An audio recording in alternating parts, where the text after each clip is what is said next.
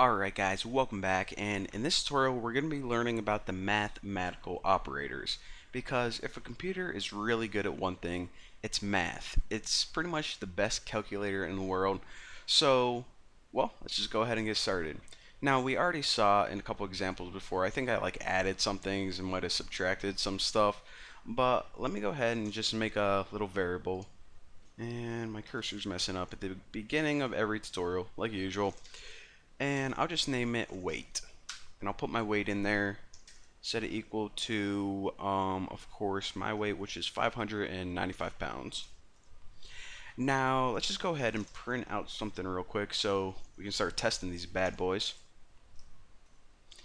And I'll put, if I eat a watermelon, I will weigh, not weight, weigh, and we'll put something like percent %d libs. Now after this, of course, what we can do is we can just go ahead and put a variable name in, but I also want to mention this. What people can do, and I don't really see this a lot, and it's really useful, is they can actually write an entire equation in place of just a variable name. So you can put something like weight plus, I don't know, what's the weight of a watermelon? 12 pounds, maybe? I don't freaking know. So what this is going to do is it's pretty much going to calculate this expression right here, which is 595 plus 12, and then output it on the screen. Let me pump that on new line, and my old program's still running from the last tutorial, and run this bad boy.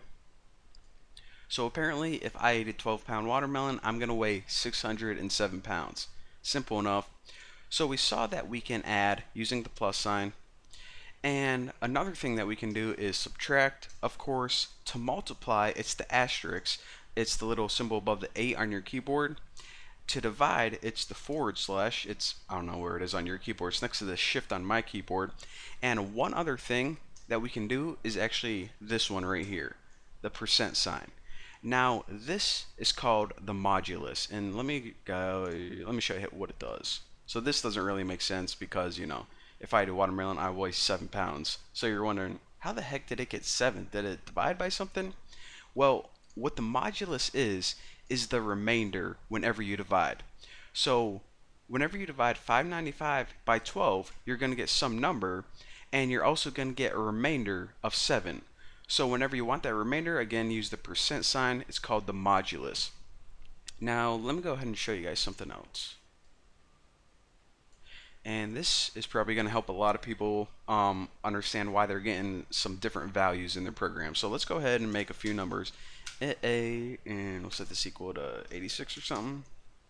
And B, set equal to 21. And then we'll just go ahead and print some crap out. And might as well just print like, I don't know, keep it simple, I guess. So we'll print out the result of an equation, and that's A over B. So why the heck am I telling you that? You know, we already learned that you can put equations in there, no big whoop. But check this out. Let's say that we had a float as well, and let's just name this like C or something. So float C, set it equal to 86.0, and float D, and we'll set this equal to 21.0. So let's just copy this bad boy, and of course we're not going to use %d, we're going to use %f, which means print out a float, and we're also going to use C and D, CD. So what I want to talk about right here is this. Whenever you're using equations in here like this, and you're dividing numbers, whenever you divide an integer by another integer, check it out. The result is going to be an integer, 4. Now, whenever you take a float and divide it by another float, the result is going to be a float. So that's going to come in handy later on whenever you guys get a bunch of bugs. And also, if you guys are like, alright, I'm dividing 86 by 21 and I know it's not an even number, so why the heck is it giving me 4? Because, you know, 4 times 21 is 84, so what the heck? So just remember that, because if you don't, you're probably gonna come across some trouble in the future. So whenever you want a float result, use float numbers. Whenever you want an integer result, use integers. Simple enough, easy to remember. So for now, that's it. In the next tutorial, we're going to be talking about the order of operations, and also I'm going to be showing you guys a cool way to assign values to more than one variable. It's going to be awesome. I'll see you then.